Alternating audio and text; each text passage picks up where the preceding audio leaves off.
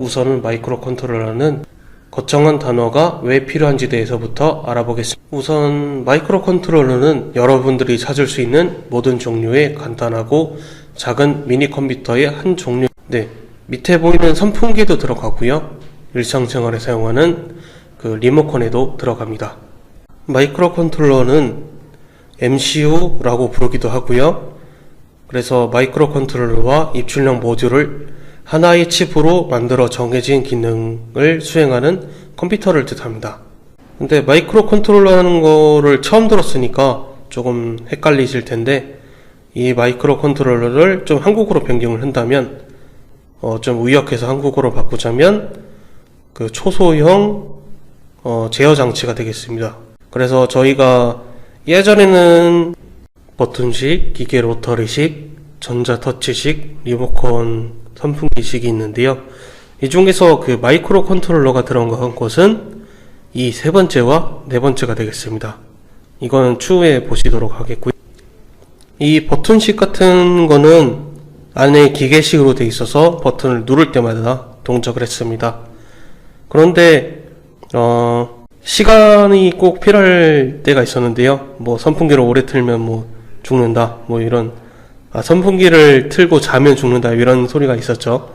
그래서 그런 것 때문에 로터리식 타이머가 생겼습니다.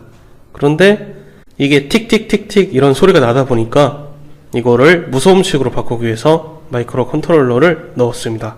그랬더니 이게 좀 더 이거는 앞에 가서 터치를 해야 되니까 리모컨식 선풍기가 생겼죠. 이런 것처럼 선풍기의 변천사를 봤는데요. 확실히 이전보다, 기계식보다 사람들이 마이크로 컨트롤러가 들어가는 선풍기를 좀 더 사용하게 되었습니다. 이 뒤도, 날개 없는 선풍기도 마이크로 컨트롤러가 들어가는데요. 이거는 추후에 좀 더 얘기를 다뤄드리겠고요. 그래서 여러분들이 이 페이지에서 알아가셔야 될 점은 마이크로 컨트롤러와 마이크로 컨트롤러 유닛, MCU가 같은 의미라는 겁니다. 그리고 마이크로 컨트롤러는 한국어로 의역하자면 초소형 제어 장치라는 것입니다. 다음 장으로 넘어가자면, 그 다음에 임베디드 개념에 대해서 알려드리도록 하겠습니다. 임베디드는 임베디드 시스템을 줄여서 하는 말이고요. 내장된 혹은 끼워 넣는 그런 말을 뜻하고 있습니다. 그렇다면 임베디드 시스템이란 전자, 정기적인, 기계적인 시스템 안에 그 시스템을 컨트롤할 수 있는 다른 시스템을 장착하는 것이라고 할 수 있습니다. 이런 식으로 그 기능 조작부가 들어갔죠. 컨트롤할 수 있는 다른 시스템을 장착해서 임베디드라고 보실 수 있겠습니다. 이 안쪽에는 마이크로 컨트롤러가 있겠고요. 그리고 이 조작부에 따라서 시간을 조절할 수 있다든지 이 전동기의 그 강약을 조절할 수 있겠죠. 그리고 여기 있는 무슨 서버 모터에 의해서 회전들을 선택할 수 있겠고요. 이러한 임베디드 시스템이 일상생활에 얼마나 많을까요? 전자식 알림 시계로 알람을 끄면서 전자레인지를 이용해서 토스트를 구워서 냉장고나 정수기 음료를 같이 마시고, 전동 칫솔로 이를 닦고 옷을 입으며 태블릿 PC나 핸드폰을 보면서 자동차나 대중교통을 이용해서 출근할 때까지 너무나도 많은 곳에서 임베디드 시스템을 접하게 되네요. 그럼 왜 마이크로 컨트롤러가 장착한 제품을 만들까요? 사람들이 편하게, 그리고 또는 안전하게 사용하는 제품을 만들기 위해서 할 수 있는데요. 편하게는 리모컨이나 아니면 타이머나 아니면 원격 조정하는 거나 그런 거가 되겠고요. 안전하게는 온도 조절이 가능한, 온도 조절을 간단하게 프로그램으로 가능하다던가, 아니면 원격으로 업데이트를 할 수 있다던가, 아니면 쓰러지거나 부딪히는 정지되는 거나, 그런 것을 간단하게 만들 수 있기 때문이겠죠. 기계식으로 만든다고 했으면 전체 달을 바꿔야겠지만, 마이크로 컨트롤러가 들어가면 간단하게 바꿀 수 있겠죠. 우선은 정리를 해봤는데 조금 헷갈리실 것 같아서 확인 말씀을 드리겠습니다. 일단 이 그림을 보시면 이 동그라미 안에는 마이크로 프로세서, 제어부 연산부 레지스터가 있고요. 그리고 마이크로 컨트롤러는 이 세모가 되겠죠. 이 동그라미 안에 있는 마이크로 프로세서, 주기억 장치, 보조기억 장치를 뜻하고요. 그리고 이 네모는 마이크로 컴퓨터라고 나와 있는데 입력 장치, 출력 장치, 마이크로 컨트롤러라고 나와 있습니다. 마이크로 프로세서는 아까 말씀드렸다시피 초소형이나 매우 작은 그렇게 보시면 되겠고요. 프로세서는 처리기를 뜻하겠습니다. 그래서 크기가 매우 작고 뛰어난 계산 능력을 가진 장치로 아시면 되겠고요. IC 집적 기술, 컴퓨터 구조 기술, 시스템 프로그래밍 기술을 복합적으로 다뤄가지고 단일 칩으로 집적한 반도체 소자라고 보시면 되겠습니다. 그 다음으로 마이크로 컨트롤러는 초소형 마이크로 컨트롤러, 제어 장치 이런 게 섞인 말로서 초소형 제어 장치로 보시면 되겠고요. 근데 여러분들은 마이크로 컨트롤러라고 꼭 기억을 하셔야겠습니다. 마이크로 프로세서의 연산 처리 기능에 제어 기능을 추가한 것으로 보시면 되겠고요. 프로그램을 실행하면서 장치를 효과적으로 제어하기 위한 목적으로 내부 구조를 최적화한 것입니다. 그래서 저희가 여기 주기억 장치에 프로그램을 집어넣으면 이걸 연산부나 레지스터에서 읽겠죠. 레지스터에서 읽고 제어나 연산이 일어나서 처리를 하겠습니다. 이거는 주기억 장치나 보조기억 장치가 추가되었지만 마이크로 컨트롤러라고, 그러니까 제어 장치라고 보시면 되겠습니다. 이 마이크로 컨트롤러는 값싼 장난감부터 산업용 장치까지 넓은 범주의 대상이 되겠고요. 마이크로 컨트롤러는 저희가 배울 아트메가 328이 되겠고요. 외부 디지털 전압에 대한 입출력 기능, 메모리 기능, 타이머 기능, 입력 신호 캡처 기능, AD 컴포터 같은 변환 기능, 통신 기능, 그런 것들이 들어있겠습니다. 그리고 이거는 보통 안 되어 있긴 한데, 만약에 이거를 이용해서 구축을 하게 된다면, 저희가 컴퓨터를 사용할 때 입력 장치와 출력 장치를 사용하잖아요. 예를 들어서 키보드 마우스로 입력 장치를 사용하고 출력 장치로 모니터를 사용하겠죠. 그런 것처럼 이거는 컴퓨터로 보시면 되겠습니다.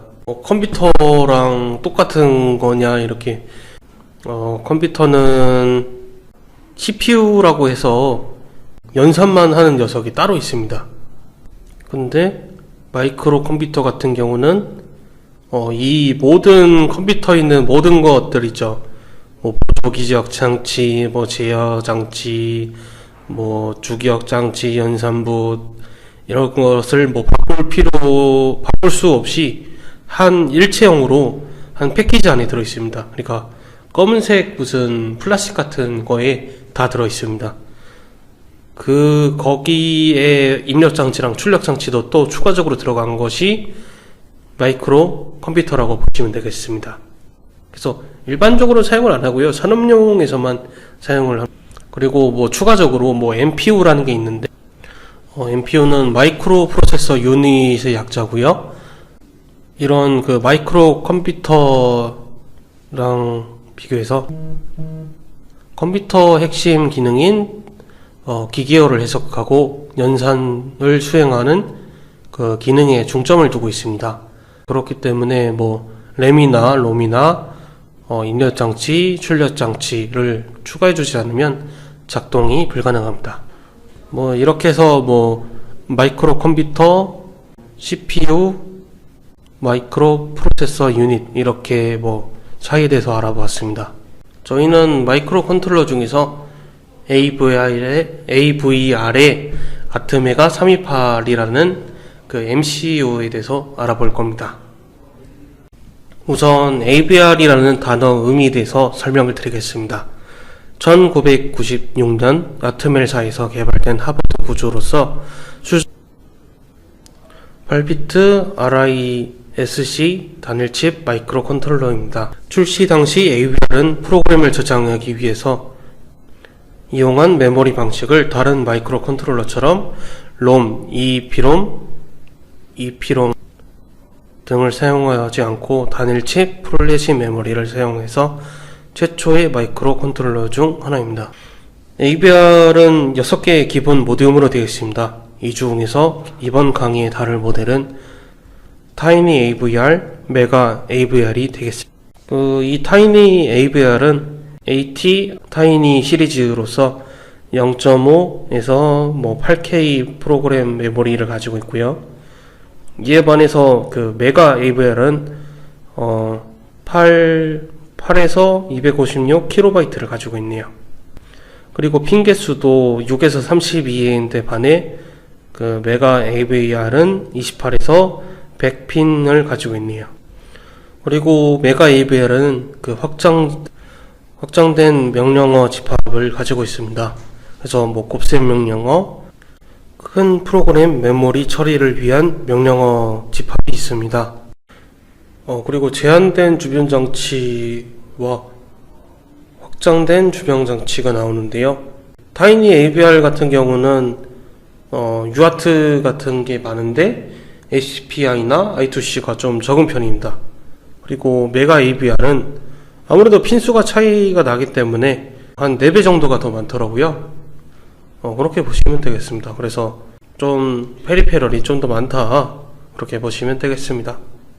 그리고 X메가는 메가 AVR보다 좀 더 메모리도 더 크고 핀도 많고 성능도 더 확장되었고, 아모지언과 DMA 같은 경우는 오버클럭 같은 거고요. 그래서 8비트인데도 32비트짜리처럼 사용 가능할 정도로 파워풀하게 동작을 할 겁니다. 이벤트 시스템은 아까 말했던 페리페럴 같은 게 있죠. 이 페리페럴 같은 거를 서로 그 교차해서 사용할 경우도 생길 텐데, 그런 것들을 제어할 수 있게 되는 거고, 암호화 지원은 그냥 암호화가 지원된다는 거고요.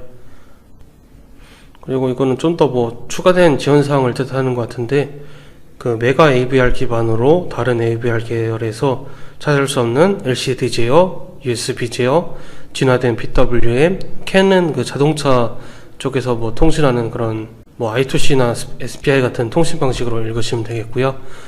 등의 모듈을 추가했습니다. 그리고 FPSLIC는 그 AVR에 FPGA를 추가해서 그 로직 자체를 만드는 거를 거의 뜻하는 거예요. 그냥 거의 PCB 회로를 제작한다, 그 프로그램으로 그렇게 보시면 되는데, 이 FPGA가 그 5K부터 40K 게이트를 가지고 있고요. 다른 AVR과 달리 AVR 프로그램 코드를 SRAM에 저장을 합니다. AVR 코어는 50MHz 이상에서도 실행을 가능하고요. 그리고 32비트 AVR도 있는데, 2006년 아트메갈은 32비트 기반으로 AVR 32 구조를 만들었습니다. SIMD과 같은 그 DSP 명령어를 추가하여 오디오와 비디오 처리를 할 수 있습니다. 32비트 계열은 ARM과 경쟁 관계여서 명령어 집합은 다른 RISC와 비슷하지만 원래 AVLA나 다양한 암코어와 호환되지 않습니다. 그리고 이제 그 폰노이만 구조에 대해서 알아보고 그 하버드 구조에 대해서 알아본 뒤에 이 차이점에 대해서 알아보겠습니다.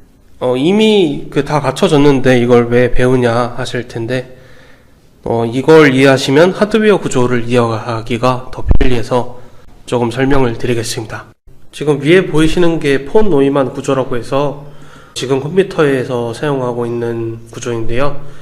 저희가 MCU에서도 이런 방식들을 사용하기 때문에 두 가지 방식에 대해서 설명을 드리겠습니다. 우선은 폰 노이만 구조입니다. 이름 그대로 존 포이너만이 고안한 내장 방식의 메모리 순차 처리 방식입니다. 데이터 메모리와 프로그램 메모리가 구분되어 있지 않고 하나의 버스를 가지고 있는 프로그램을 뜻합니다. 네, 이 그림 보시면 이해가 가실 거예요. CPU가 이렇게 있고, 그리고 프로그램 데이터 메모리가 이렇게 있고, 하나의 버스를 가지고 통신을 합니다.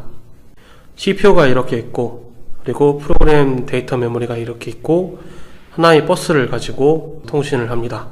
하나의 버스를 가지고 있기 때문에 동시에 여러 가지 명령어를 내리지 못해요. 그래서 이 전과는 뭐가 다르냐? 예전 영화 같은 거 보면은 교환기에서 무슨 스위치 같은 거 설치하고, 뭐 전선 뭐 배치 다시 하고, 그 다음에 선 같은 걸 막 꼽잖아요. 그런 거 대신에 이 방식대로 하면 프로그램 데이터 메모리를 교환하는 것만 가지고도 다양한 처리들을 할 수 있는 거죠. 그거 외에도 프로그램을 얹기만 해도, 이 메모리에 얹기만 해도 CPU를 제어할 수 있게 된 거죠. 폰 노이만 구조의 디지털 방식에서 저장된 프로그램의 개념이 도입되었습니다. 이는 프로그램을 구성하는 명령어들을 이미 접근이 가능한 메모리상에 순차적으로 배열하고, 동시에 조건 분기, 그러니까 조건 분기는 if문 같은 거죠. 그 조건에 따라서 이 조건을 실행할 건지 안 실행할 건지, 그런 거를 무제한적으로 허용한다는 그런 의미고요. 폰 노이만 구조에서는 같은 메모리 속에서 실행 구조와 데이터가 따로 구분되지 않고 섞여 있다는 게 그런 차이가 있는데요. 이건 단점으로 요소합니다. 그리고 밑에 보이시는 거는 폰 노이만 병목 현상입니다. 아까 말씀드렸던 단점 같은 건데요. 그래서 이 문제는 읽고 들어가셔야 될 것 같은데, 설명드리자면, 일반적으로 자료 경로의 변복 현상 또는 기억 장소의 지연 현상을 이릅니다. 이는 나열된 명령을 순차적으로 수행하고, 그 명령은 일정한 기억 장소의 값을 변경하는 작업으로 구성되는 폰 노이만 구조에서 기인합니다. 그리고 이러한 문제들을 완화하기 위해서 메모리 계층 DMA, 하버드 구조, 뉴로모르픽 컴퓨팅이 있습니다.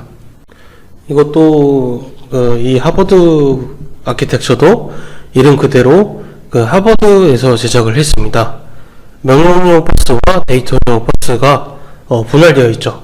그래서 이렇게 보시면 되겠고요. 그래서 버스가 총 2개입니다. 예전에 있는 아까 방금 설명드린 폰 노이만 구조 같은 경우는 여기서 데이터를 하나 뽑아내고, 그 다음에 이 데이터에서 받은 대로 CPU가 처리를 하겠죠. 그리고 다시 결과된 값을 메모리 저장을 해요. 그리고 또 다시 데이터가 어디 있는지 찾은 다음에 또 이거 계속 방식이 계속 작동을 하겠죠. 근데 여기서 문제가 생기는 게, 이게 어디 있는지, 어디 공간을 사용하고 있는지 계속 이 메모리를 읽어봐야 돼요. 전체 데이터 메모리를 읽어봐야 합니다. 그렇기 때문에 매우 비효율적이었어요. 그런데 이 하버드 구조 같은 경우는 프로그램 메모리와 데이터 메모리가 따로따로 있기 때문에 데이터는 여기서 한 스택씩, 프로그램은 여기서 한 스택씩 받으면 되기 때문에 매우 효율적입니다. 그런데 단점이 하나 있는데요. 처리 속도를 높이려면 더 많은 전기 회로가 필요하다고 합니다. 수정된 하버드 구조를 사용을 하는데요. 데이터를 받고 보내는데 조금 부담이 있었습니다. 그래서 중간에 캐시 메모리를 더 가지고 명령용이나 데이터용 그런 것들은 캐시 메모리로 분할을 시켰고요. 그리고 만약에 데이터를 잃거나 그런 오류가 났을 때는 주 메모리로부터 데이터를 가져오거나 저장을 했습니다.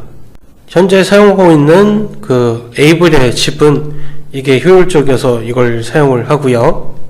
그리고 시스크와 리스크에 대해서 설명을 드리겠습니다. 우선 이렇게 설명드리면 좀 어려울 수가 있으니까 코드부터 확인을 해보도록 하겠습니다. 시스크로 짜면 이렇고요. 여기 있는 거를 코드로 나타내는 건데요. 그래서 A 더하기 B, A와 B를 더한 다음에 C와 D를 더하고 둘이 곱한 것을 X에다 집어넣습니다. 그거를 시스크 코드로도 만들어 보고 리스크 코드로도 만든 것을 보시자면, 우선 이게 코드고요. 좌측에 있는 게 코드고 옆에 있는 건 주석이라고 보시면 되겠습니다. 맨 처음에 add r1 a b를 칩니다. 이러면 메모리에 있는 a를 꺼내고 메모리에 있는 b를 꺼낸 다음에 둘이 더해서 r1에다 집어넣습니다. 그래서 이게 끝난 거고요. 그 다음은 cd를 더해서 r2라는 변수에다가 집어넣어야겠죠. 그래서 이도 마찬가지로 add r2, c, d를 쳐서 메모리 c와 메모리 d를 더한 다음에 r2에 집어넣습니다. 그 다음에 mul x, r1, r2로 둘을 곱해가지고 메모리 x에다가 집어넣습니다. 그런데 리스크는 딱 봐도 엄청 길죠. 이거 같은 경우는 값을 하나하나 불러오고요. 그래서 총 4개를 불러오죠. A, B, C, D. 메모리에 있는 거를 R1 뭐 이런 식으로 각 변수에다 집어넣습니다. 그리고 하는 건 동일하네요. R1, R2를 더해서 R1에 집어넣습니다. R1, R2를 더해서 R1에 집어넣습니다. 이것도 마찬가지고요. R3, R4를 더해서 R3에 집어넣습니다. 그 다음 곱하는 것도 동일하네요. R1 곱하기 R3를 해서 R1에 집어넣습니다. 그 다음에 넣는 거는 따로 넣어줘야 되네요. R1을 X에다가 스토리지, 그러니까 저장을 합니다. 구조로 나와 있는데요. 아까 거랑 설명이 좀 연관되어 있어서 배웠던 하버드 아키텍처랑 그리고 폰 노이만 아키텍처에 대해서 생각을 하시면 될 것 같아요. 리스크를 보면 불러오는 것 따로, 그리고 저장하는 것 따로 이렇게 있네요. 얘는 저장하고 불러오는 거 없이 그냥 같이 있고요. 그래서 그 차이가 난다고 보시면 되겠습니다. 그래서 CISC는 복잡한 명령을 가지고 있고요. 대신에 명령을 적게 사용합니다. RISC는 고정 명령 구조를 가지고 있고 상대적으로 많은 명령어를 가지고 있습니다. 그런 차이가 있고요. 그리고 CISC는 명령어 개수가 많고요. 그리고 RISC는 명령어 길이가 고정적이고 실행 사이클이 동일합니다. 그리고 메모리 사용이 비효율적이고요. 그리고 CISC는 메모리 사용률이 효율적입니다. 그런데 이 관점을 수정된 하버드 구조나 아니면 폰 노이만에 비교를 해볼까요? 그러면 리스크 같은 경우는 수정된 하버드 구조와 잘 맞는데요.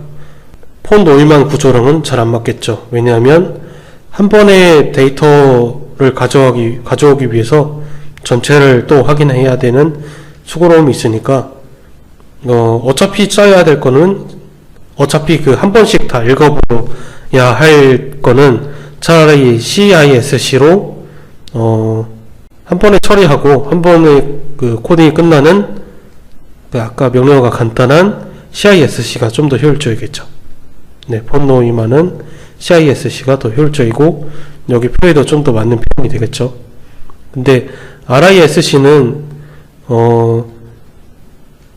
이 폰 노이만 구조로 설명했을 때는 여기는 표가 설명이 맞지만 수정된 하버드 구조로 설명을 하자면 메모리 사용이 비효율적이다라고 말할 수가 없겠죠.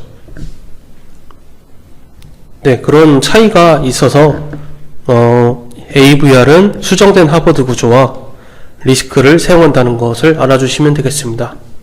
그래서 빠르게 불러오기 위해서는 결국엔 그 수정된 하버드 구조가 더 빨라서 결국에는 AVR에서 수정된 하버드 구조와 리스크를 채용했다는 것을 알아주시면 되겠습니다. 요즘에는 MCU가 빨라져가지고 64비트 중에서도 또 빠른 것들은 폰 노이만 구조를 택하는 거 있다고 합니다.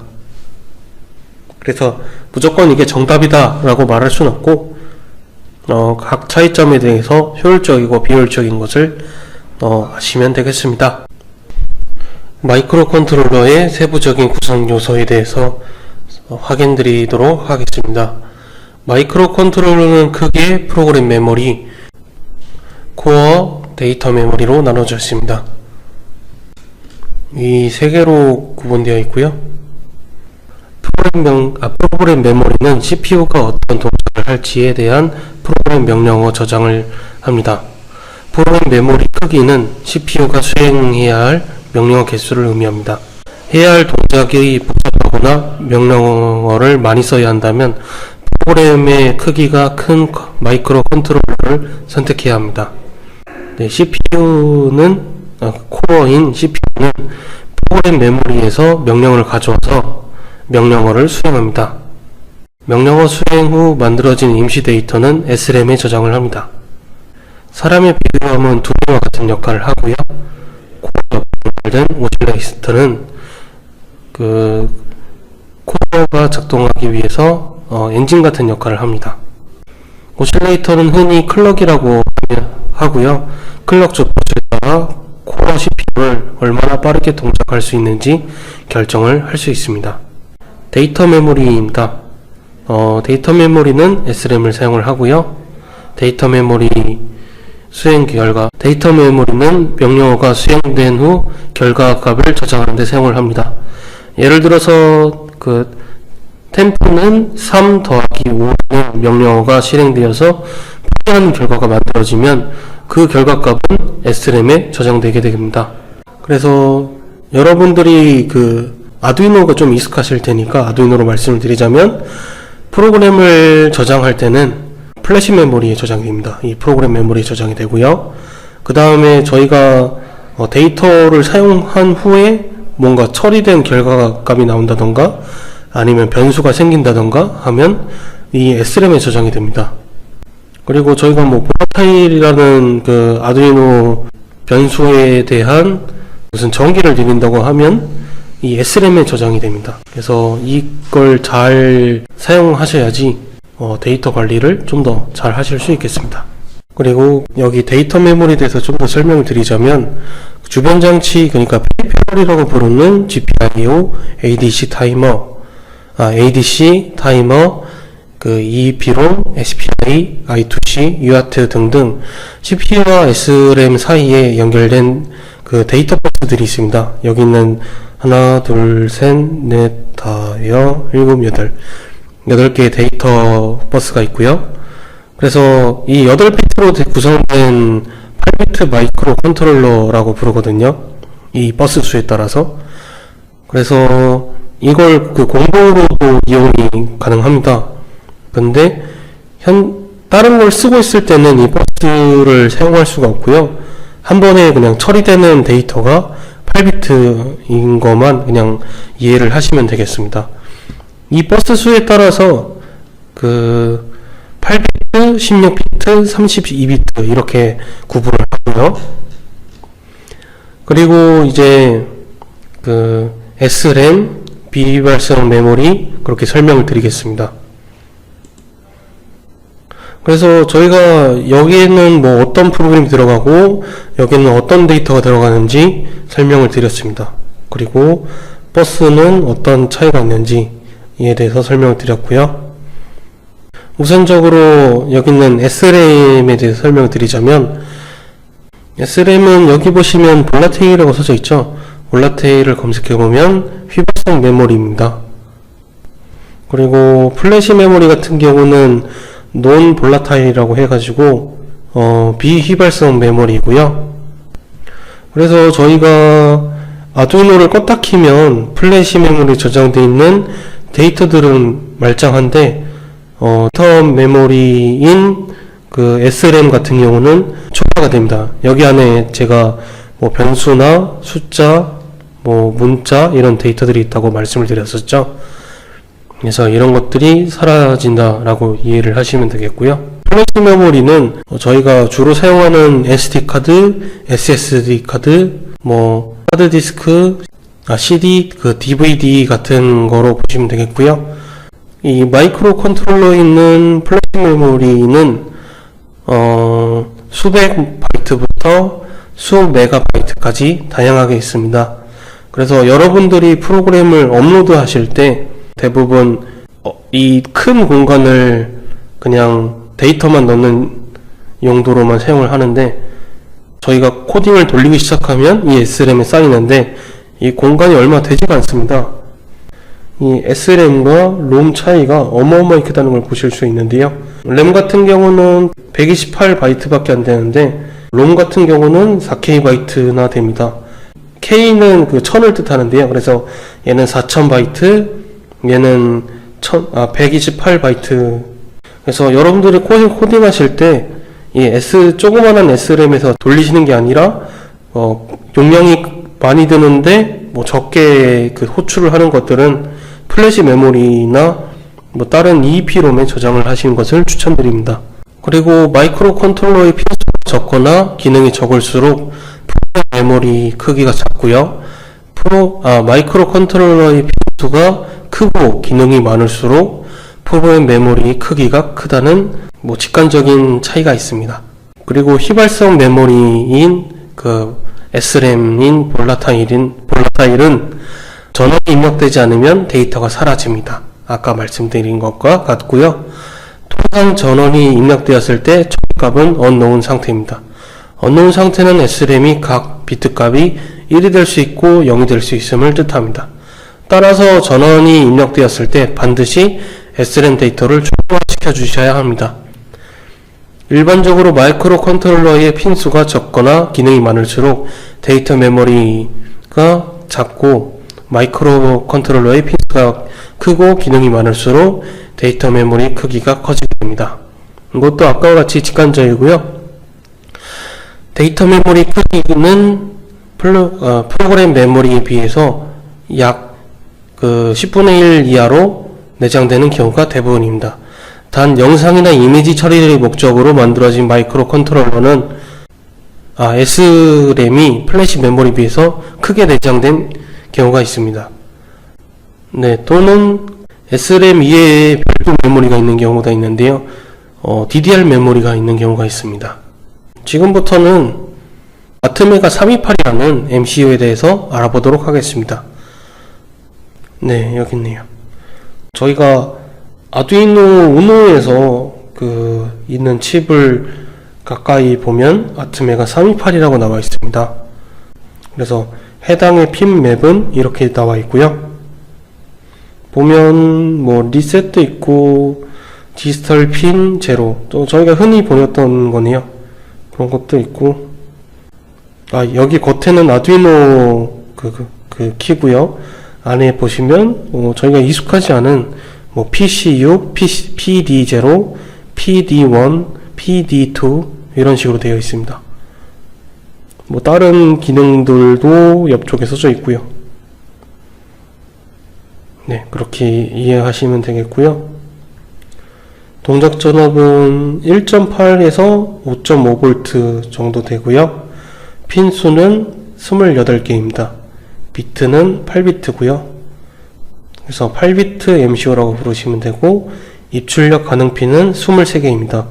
아두이노 우노에서는 핀 20개만 입출력으로 사용하며 나머지는 외부 크리스털과 리셋으로 사용합니다. 외부 크리스털이라고 해가지고 여기 안에도 크리스털이 하나 있긴 한데, 그거는 불규칙하고 외부 크리스털이 없을 경우 그냥 간단하게 샘플용으로 사용할 수 있는 거기 때문에 꼭 외부 크리스털이 붙어야 되거든요. 고속으로 사용하기 위함도 있고요. 그리고 안정적인 클럭을 받아서 안정적인 데이터를 받거나 쓰기 위함이고요. 그리고 리셋 키가 있어야지 저희가 메모리를 쓸 때 문제가 없습니다. 그러니까 플래시 메모리를 처음에 읽어드려야 되는데 그때 리셋 키가 꼭 필요하기 때문에 있어야 되는 거고요. 그리고 플래시 메모리는 32KB, XRAM은 2KB, EEPROM은 1KB가 있습니다. 메모리 크기에 대해서 잘 아셔야 되는데요. 저희가 어떤 프로그램을 짰는데 33KB다. 예를 들어서 1KB가 넘었어요. 그러면 들어가진 않을 겁니다. 메모리가 부족합니다라고 들어가진 않을 텐데, 저희가 프로그램은 10KB 밖에 안 되는데, SRAM에서 처리할 용량이 30KB 짜리예요. 그러면 저희가 2KB가 넘는 시점에서 계속해서 리셋 증상이 생길 겁니다.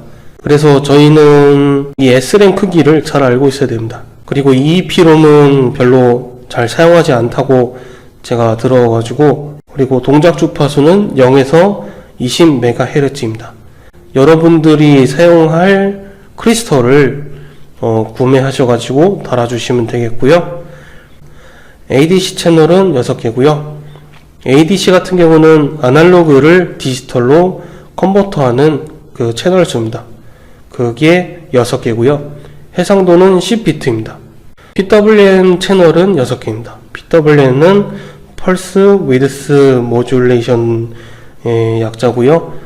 저희가 5V 전압을 사용을 하는데, 그 5V 전압으로 다른 이 5V 전압의 간격을 정할 수가 있어요. 5하고 0V의 간격으로 비율을 1대1로 나눠요. 그러면 중간인 2.5V가 출력되는 것을 보실 수가 있는데요. 이것도 그 후반 강의 때 자세하게 설명을 드리겠습니다. 그리고 여러분들이 하나 아시면 좋은 게, 이 핀수 때문에 여러분들이 뭔가 간단하게 제어하고 싶은 것들을 제어할 수 없는 경우가 생길 때가 있고요.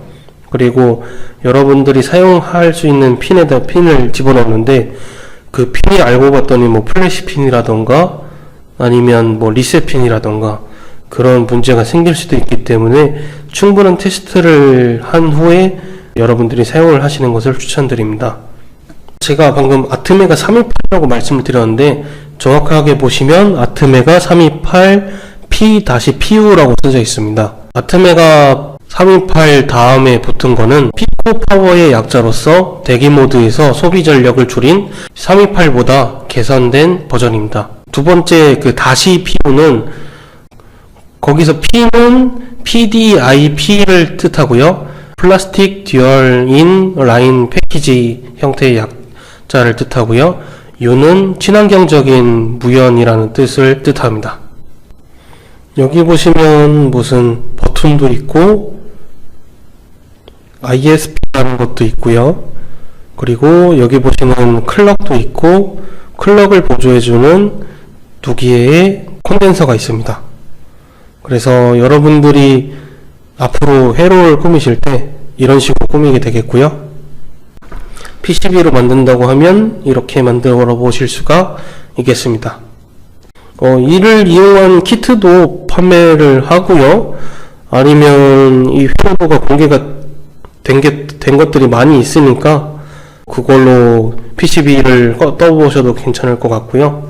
한샘 디지텍이나 ICvenQ나 아니면 JCL PCB였던가 중국 업체에 맡겨서서 보드 개당 500원짜리 그렇게 뜰 수도 있고, 한샘 디지텍 같은 경우는 몇천원 단위에 뜨실 수도 있을 테고, 그런 식으로 만들어 보실 수도 있겠습니다. 그리고 아두이노 우노 사양에 대해서 설명을 드리겠습니다. 마이크로 컨트롤러는 아트메가 328P고요. 오퍼레이팅 볼테이지, 그러니까 상용 전압 그런 거죠. 그래서 5V고 인풋 볼테이지는 7에서 12V입니다. 인풋 볼테이지는 6에서 20V고요. 디지털 인풋 아웃풋 핀은 14V입니다. 아두이노에다가 이걸 꽂고 인풋 볼테이지를 꽂고 5V를 연결하고, 아두이노는 여기다가 5V 넣어도 잘 동작되는데 왜 9V짜리 건전지를 꼽으라 그러냐, 망가지는 거 아니냐 라고 하시는 분이 가끔씩 계시는데, 여기는 그 레귤레이터가 있어요. 이 레귤레이터가 7에서 12V 용으로 나온 건데요. 중국 버전은 이게 다를 경우 다른 전압을 사용할 수가 있습니다. 뭐 LDO를 사용할 경우에는 뭐 5.5V나 뭐 6V가 들어갈 수도 있는 거고요. 여튼 제가 하고 싶은 말은 여기에 그 적은 전압을 집어넣으면 이 회로가 OPMP로 이루어진 회로인데요. 그래서 전압을 뭐 증폭시킨다던가 줄인다던가 그런 역할을 맡고 있습니다. 그래서 이 회로가 여러 번 작동을 해요. 적은 전압을 집어넣었으니까 그 전압이 나올 때까지 여러 번 회로를 동작시킵니다. 계속 피드백이 이루어지고요. 그 결과 회로가 과부하됨으로써 열이 심해집니다. 전압은 잘 나오겠지만 전류가 되게 약하고 끊이는 증상도 생길 테고 쉽게 레귤레이터가 망가질 겁니다.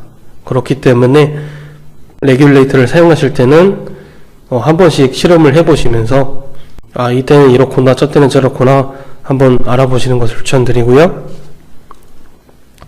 그렇기 때문에 여기서 6에서 20V라는 게 지정되어 있죠. 최소한 6V를 넣어야지 망가지지 않고요. 최대한 20V 이하로 해야지 망가지지 않습니다. 되도록이면 이쪽 안에 해주시고요. 여기 있는 거는 되게 버거워할 겁니다. 그리고 각 핀의 개수는 이렇게 됩니다. 디지털 인풋 아웃 핀, PWM 핀, 아날로그 핀, DC 커런트 인풋 아웃 핀, DC 커런트 볼 3.3V 핀이 있고요. 그래서 뭐 PWM은 6개, 아날로그 인풋은 6개. 아까랑 동일하네요. 20mA가 나오고요. 전류죠. 오메 버칙 뭐 그런 거 비슷하게 따라가지고 그 전압이 낮아지면 전류가 높아질 수밖에 없어요. 그래서 3.3V를 사용할 경우 50mA가 나옵니다. 그래서 대부분의 그 통신이 들어가는 것들은 3.3V를 많이 사용을 합니다. 왜냐하면 그 고전류를 필요하기 때문에 전압을 낮추고 전류를 많이 끌어오는 식으로 합니다. 플래시 메모리는 32KB고요. 이 플래시 메모리 여기 있겠네요. 이 중에서 사용하고 있다는 거네요. 그리고 SRAM은 2KB고요. 그리고 EEPROM은 1KB입니다. 클럭 스피드는 16MHz고요. 그 LED 분리는 그 13번 핀을 사용하고 있고, 뭐 길이 이 정도 되고, 뭐 이거는 뭐 기구 쪽에서 보시면 되겠네요. 그리고 클럭 스피드는 16MHz를 쓴다는 것을 이해하시면 되겠습니다. 그리고 특수목적 핀에 대해 설명을 드리겠습니다. 0번과 1번은 여러분들 알다시피 RxTX인 그 UART 핀으로 연결이 되어 있습니다. 이 UART 핀은 여기는 USB2 시리얼 칩에 연결이 되어 있고요. 이 칩은 이런 기능으로 사용하는 거라서 기능에 대해서 설명을 드렸고요. USB2 TTL이라고 부를 수도 있겠는데요. 저희가 USB 장치를 컴퓨터에서 보통 많이 사용을 하고 TTL 장치는 이런 MCU에서 많이 사용을 합니다. 그런 차이 때문에 이런 칩을 하나 둬서 이 신호를 이 마이크로 컨트롤러가 알아들을 수 있는 그 신호로 바꾸는 그런 역할을 하고요. 이거는 추후에 저희가 ISP랑 비교를 해보도록 하겠습니다. 위는 ISP랑 동일하게 생각하시면 되겠습니다. 얘는 ISP가 내부인데 얘는 ISP가 외부에 있다, 이렇게 보시면 되겠습니다. 여기 보시면 2, 3번에 인터럽트 핀이 있는데요. 인터럽트는 저희가 다른 게 동작하고 있을 때 어떤 스위치나 어떤 동작을 하기 위해서 뭐 센서를 달아놓은 게 있어요. 그거를 눌렀을 때 즉각적으로 프로그램에서 빠져나와서 동작하기 위해서 인터럽트 핀이 2개가 있고요. 이거는 아두이노의 그 어태치 인터럽트라는 함수로 사용이 가능합니다. PWP는 여기 물결표가 있는 3번, 5번, 6번, 9번, 11번으로 사용이 가능하고요. 아날로그 라이트 함수로 사용이 가능하고 PWM 출력용으로 사용이 가능합니다. SPI는 10번, 11번, 12번, 13번 핀으로서 SPI 라이브러리를 사용한 SPI 통신을 지원합니다. LED인 13번 핀은 여기 있죠? L이라고 써져 있는데요. 이거는 내장된 LED와 연결되어 있어서 하이 값이 켜지고 로우 값이 꺼집니다. TWI라는 거는 A4번과 A5번이 있습니다. 이거는 그 와이어 라이브러리를 사용한 TWI 통신을 지원합니다. 원 와이어라고 한 가지 핀으로 다른 SPI나 I2C처럼 동작되게끔 할 수 있는 게 있습니다. 네, 그런 프로토콜이 있고요. 아날로그 입출력 핀입니다. 여기는 아날로그 입출력 핀이고요. A0부터 A5개, 6개의 아날로그 입력 핀이 있고요. 각 10비트짜리 해상도를 가지고 있습니다. 그래서 0에서 1023까지 나눠지고, 그리고 AREF 핀이 있습니다. 여기 끝에 AREF 핀이 있는데, 여기 있네요. 이 핀을 이용해서 좀 더 다르게, 좀 더 그 낮은 값이나 높은 값에 따라서 조절을 할 수 있게끔 변경도 가능합니다. ISP나 뭐 다른 이런 그 TTL이 없는 것들은 리셋 버튼을 눌러줘야 되는데, 우노에서는 연결된 컴퓨터에서 소프트웨어로 리셋을 시킬 수 있도록 설계되어 있습니다. 아트메가 VU2 그 다시 16U2는 하드웨어 플로우 컨트롤러 라인인 DTR이 있어서 아트메가 328의 리셋 라인을 컨트롤할 수 있습니다. 이 라인은 그 로우로 일정 시간을 만들면 칩이 리셋이 됩니다. 이게 여기 있는 리셋 핀을 제어를 하는 거죠. 여기 있는 리셋 핀을요.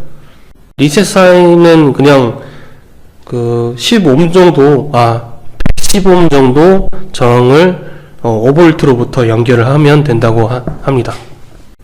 로우로 돌리라고 하니까 기본적으로 풀업이라는 걸 볼 수도 있겠고요. 네, 부트로더 같은 경우는 여기 내부에서 계속 감시를 하고 있는 녀석인데요. 저희가 USB를 통해서 USB to TTL에다가 신호를 보내면 이거는 주기적으로 계속 이 버퍼가 들어오냐 안 들어오냐 감시하고 있습니다. 그러다가 여기서 감지가 되면 여기다 리셋 신호를 보냅니다. 리셋 신호를 보내면 여기 있는 그 부트로더가 바로 감지를 하고 버퍼에 뭐가 들어와 있는지 감시를 합니다. 그래서 0번 1번인 UART 쪽에 그 감지가 되면 그 프로그램 업로드를 하기 전에 그거는 여기를 보시는 게 더 편하겠네요.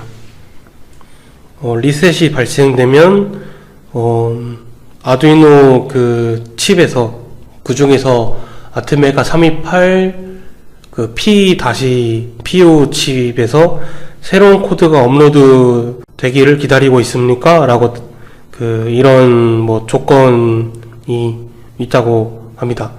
거기서 뭐 버퍼에서 그 새로운 코드가 떴는지 안 떴는지 감지를 합니다.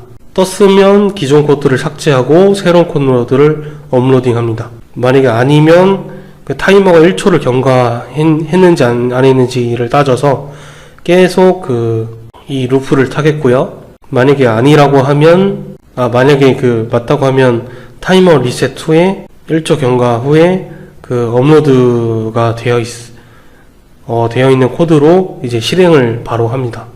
이쪽에서 리셋이 한번 나오긴 하는데 그렇게 되겠고요. 이 부트로더는 한마디로 정리하자면 부팅을 위한 프로그램으로 운영체제를 불러오기 위한 프로그램으로 그냥 보시면 되겠습니다.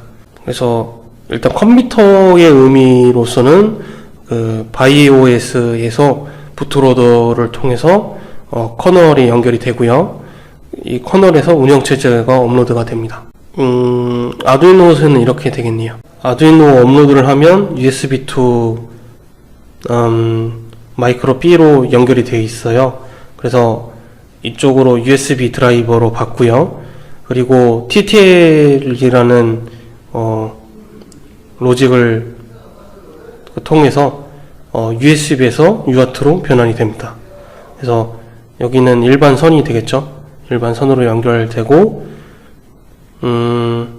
이 부트로드를 통해서 유저트에서 버퍼가 들어오는지 파악을 해서 바로 플래시에서 리셋이 일어난다던가 업로드가 된다던가 그렇게 처리를 할 수 있다는 것을 알게 되었습니다. 문의사항은 여기다 집어넣어 주시면 되겠습니다.